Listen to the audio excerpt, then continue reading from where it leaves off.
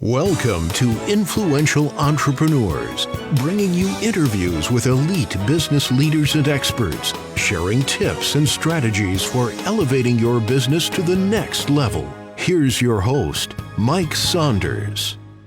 Hello and welcome to this episode of Influential Entrepreneurs. This is Mike Saunders, the Authority Positioning Coach. Today we have back with us Clark Smith, who's president of Golden Years Financial, and we'll be talking about the retirement planning process. Clark, welcome back to the program. Thank you, Mike. I'm pleased to be here. You know, I think a lot of times people would say, oh, yeah, I've got a retirement plan because they have X number of dollars stashed away in their 401k or IRA. Well, that's a nice start and that's wonderful, but I think that you are going to teach us on really what does a fully built out retirement plan look like. So let's get started with how can a good retirement planning process make retirement really, really golden? So, Mike, the beginning, and you hit the nail on the head when you said process. Yeah. Because a well thought out retirement plan can really transform our years into golden opportunities. And this is where dreams aren't just preserved, they're realized. And it's all about crafting the life that people want, filled with as much joy, passion, and fulfillment as we can provide. And it starts in the beginning with the very first meeting. Very often when I meet with someone, they come to a class that I teach, and one of the first questions that I ask is, what surprised you about class? What did you already know that you're now thinking about differently? And the answer that I get back is typically they're looking forward to figuring out how they can enjoy their retirement. And one of the next questions that I ask is, well, how closely does your current financial approach match the retirement lifestyle that you're now envisioning? And people typically have absolutely no clue. They know roughly how much money they have. They know roughly how much it takes to pay the bills, and they might have a handful of things planned out ahead of time that they want to do, but they don't know how the approach that they're taking matches the lifestyle, the retirement lifestyle that they've envisioned. And another question I asked pretty early in this process is, how prepared do you feel for the unexpected financial challenges that could happen in retirement? That's a doozy. Almost never do I hear a good answer to this question. I was going to say it's probably got to be pretty low, huh? It's very low. And then we start talking about, well, what might provide the extra layer of comfort and security that you want? And by this point, people are like, nah, we've never talked about this. You know, I talked to a financial planner and we talked about asset allocation, and he talked about the 4% rule, and that was about it. And we don't even really know where to begin. And luckily, I've already begun the process at this point, and I do know where to take it. You know, when I ask people, how secure does your financial future feel today? Routinely, I hear, well, you know, we're really nervous. When I ask people about their retirement income, and these are people relying on the stock market for their income, I'll say, well, do you want your retirement to be guaranteed? Do you want your income to be a maybe? Invariably, I hear guaranteed. Now, the reality is that we can generally create a combination of the two effectively. Mm-hmm. But when I ask people how much money it takes to pay the bills, they'll be able to answer that question. And I'll, in talking to them, realize that they've left out buying clothes, they've left out buying insurance, they've left out repairs on a vehicle, they've left out going to a vet. And so they dramatically underestimate how much money it actually takes to pay the bills. But then when I say, how much fun money do you want to have in retirement? They're like, what? How much fun money? So, okay, let's talk about what you want to do in retirement. And this is where we get very specific. And I don't let people say, I want to travel. We need to go through the process of figuring out where you want to go, how often you want to go. I wrote a plan not long ago for a lady. She was from Chile, and she wanted to go back to Chile every year. And she also wanted to have the ability to go somewhere in the United States twice a year, and every other year go somewhere internationally in addition to Chile. She had no idea until we started talking that her main objective was to go to Chile every year, but she didn't want that to be it.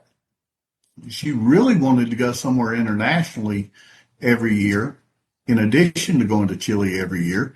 But when we were able to put together, there were a lot of places she wanted to go in the United States as well. We were able to craft a good plan, giving her the ability to go to Chile every year, go 2 places in the United States or Canada every year, and then go somewhere in Europe or Asia every year. And until we went through the process, it started with how much fun money do you want in retirement? She had absolutely no clue. Another question I ask is, when I put your plan together, there are things a good plan must have. They're going to be nice to haves, and then a cherry on top. So what must haves should the plan contain? And typically this is enough money to pay the bills, which includes things like going to the vet, auto repairs, insurance, things like that, and a bit of travel. This is maybe going to see the grandkids. And then what are the nice to haves? Sometimes it would be nice to be able to go somewhere in Europe every year. Sometimes it turns out that, the nice to haves could be that we're going to go somewhere in Europe every other year. But the cherry on top would be going somewhere in Europe every year, with the understanding that our bodies do get to the point that we just physically can't make that trip anymore. And so we don't have to maintain that same level of income all the way through. But the point is having kind of that plan and some of those things articulated so that you've got a place to be headed, having that North Star. And I think, like you've said just now and before, sometimes people just don't know what they don't know. And once they realize, okay, we need to plan for some of these contingencies, or, ooh, what is the nice to have and gotta have and should have, all of those things, if you've got them down and articulated, boy, it just makes them feel like they're, walking a little bit lighter, right? They are walking a little bit lighter, and focusing solely on finances can leave a gap in the personal fulfillment and emotional well-being that people have in retirement. That's where those income guardrails that we spoke about previously come into play. Mm-hmm. Those are frequently overlooked, and when they're put into place, that gap, that personal fulfillment and emotional well-being gap, gets covered. Yeah. So how much flexibility should you have in place? I know that, well, let's use the word flexibility, and we've said guardrails and safeguards, but it's all the same thing. How many contingencies should we have in place? How much flexibility? Because if you have, 4, 5, 6, 7 kind of things we're planning on, the what ifs, could there be too much? So, Mike, I think it was Yogi Berra that said predictions are difficult, especially if they're about the future. Yeah. The reality is that life is unpredictable, and a rigid plan can easily crumble under unexpected pressures. A flexible plan can adapt, and all plans should be flexible so they can adapt with life's twists and turns, because that's really what allows people to embrace change with confidence instead of with fear. Yes. And like we've said before, if you have a plan in place and didn't need to have all those contingencies, that's fine. At least you plan for it. But It's really a whole different story if you didn't plan for it and now you needed it. And some of those things, we've mentioned before, like taxes or inflation, things you can't control. But we're living a lot longer these days. Back in the 40s, 50s, 60s, they would say your lifespan is whatever the age is. But these days, we've got better nutrition, we've got better supplementation, doctors, we're walking more, we're exercising more, and we're living longer. So how do you factor that into your plan regarding that gap you mentioned? So, Mike, this is going to be a twofold answer, and I'm going to address the second thing you said first about living longer. So these numbers are for people that have already reached the age of 65.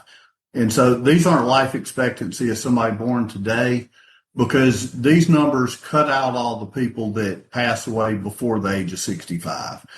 But if a man reaches the age of 65 today, he's got a 50% chance of making it to 87 and a 25% chance of making it to the age of 93.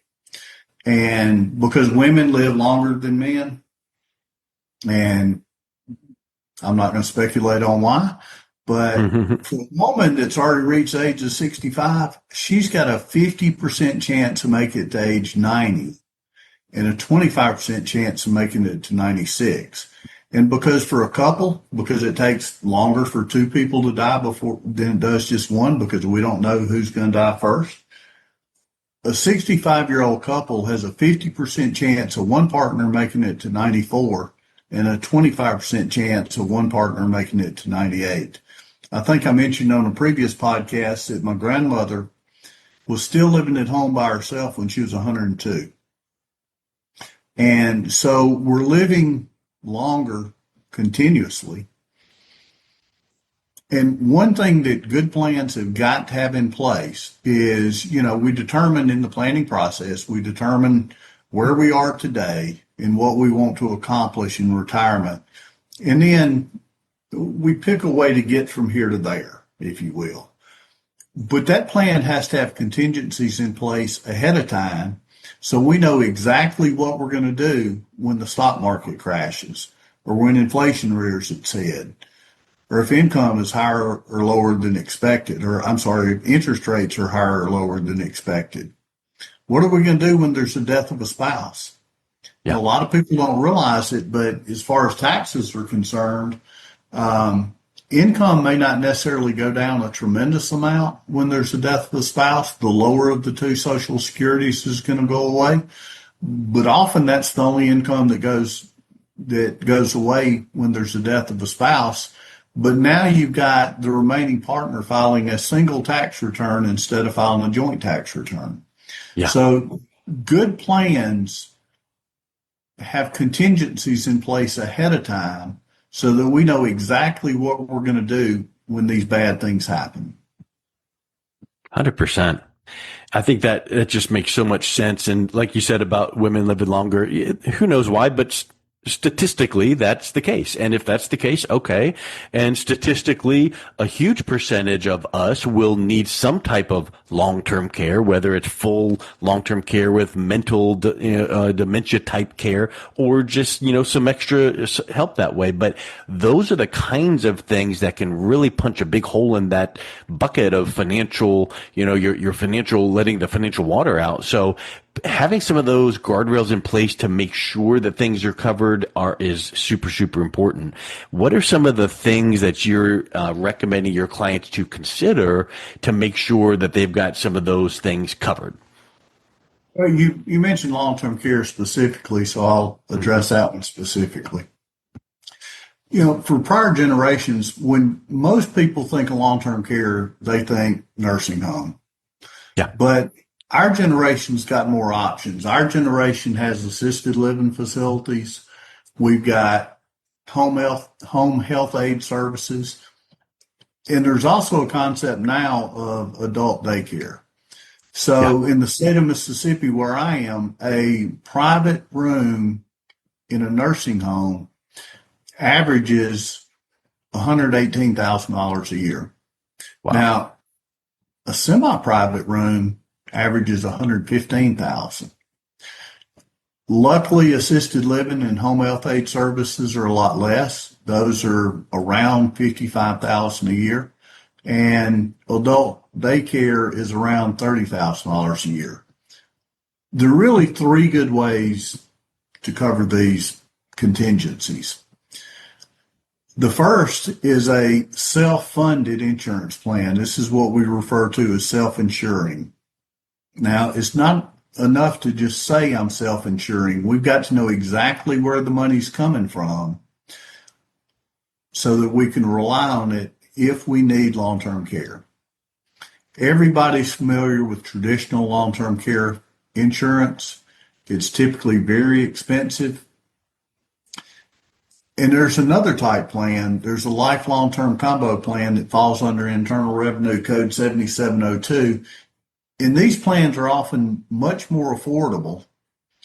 But the good news is that if the plan's not needed, or if only a portion of the money is used for long-term care and then the patient passes away, the life portion of that life long-term combo plan pays the rest of the money, the unused money, to the family. Mm.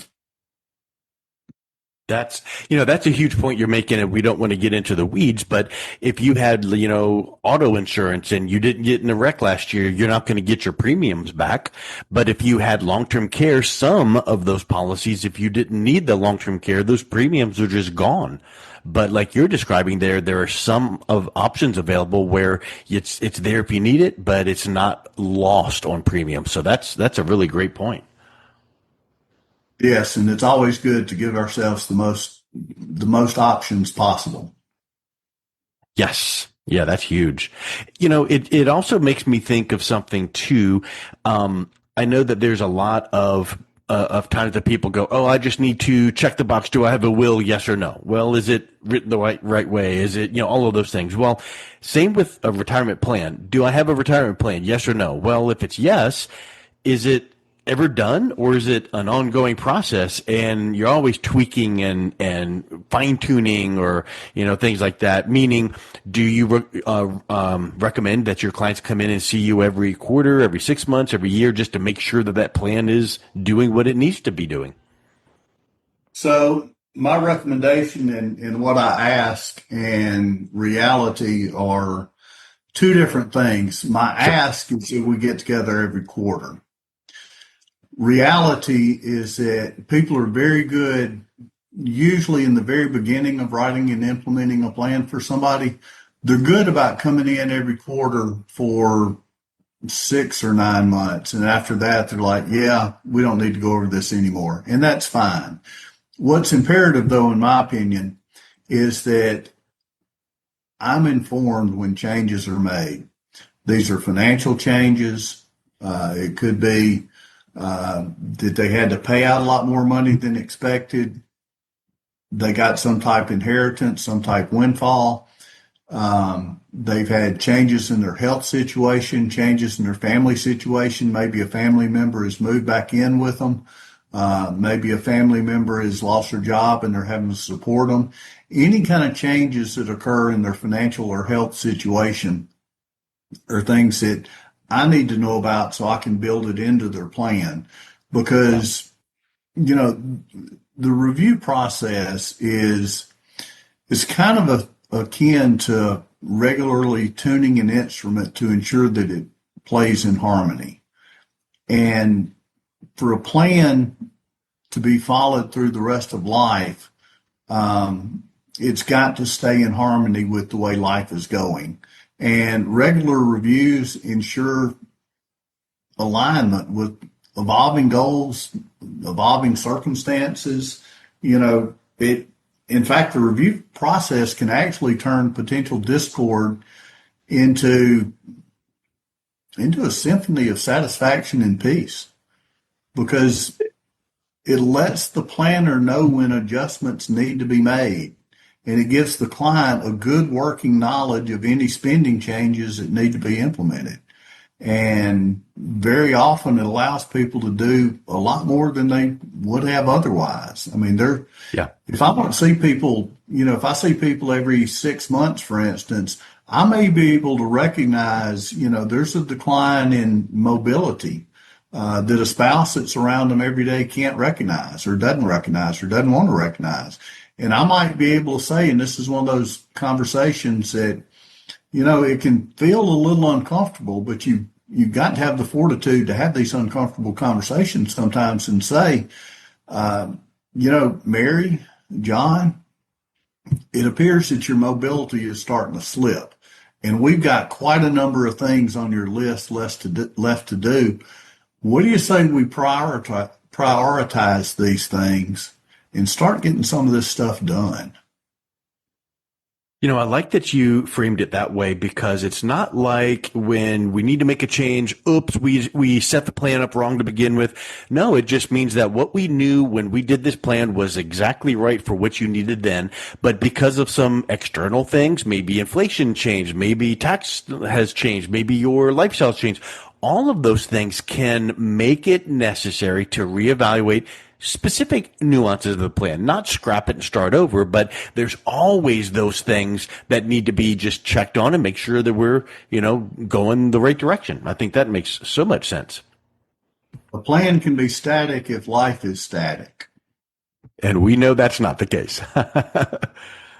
That's not that the case. That is for sure. Wow. Yeah, I really just think that this has been so powerful to be looking at this retirement planning process. It's not a fill in the blank template you download on the internet. It's not one and done and never look at it again. It is taking a holistic look at everything that you want to accomplish and putting those safeguards and guardrails in place and having that plan and process in place. So this has been really powerful, Clark. Wrap us up with what's a final thought that you would like to make sure that that listeners are understanding, and then what's the best way they can reach out and connect with you? So I guess the main point is that the right plan for any individual is a very much an individualized plan that takes not only their financial situation into account, but takes who they are as a human into account. It takes their hopes, dreams, desires, fears into account. What is it when somebody's laying there in bed at night, going to sleep, that they worry about? Yeah. And then they need to deal with a financial planner that's got enough experience and has been through enough market type situations with enough people and understands other humans well enough to give them the plan that's truly the best plan for them, and then can monitor the plan, not just from a financial standpoint, but from a life standpoint, so that clients can enjoy retirement to the best of their ability and truly make their golden years golden. And the easiest way to find us is online at goldenyearsria.com. Excellent. Well, Clark, thank you so much for coming back on. It's once again just been a real pleasure hearing your perspectives on how you serve your clients. Thank you, Mike. I've enjoyed it. It's been fun. You've been listening to Influential Entrepreneurs with Mike Saunders. To learn more about the resources mentioned on today's show or listen to past episodes, visit www.influentialentrepreneursradio.com.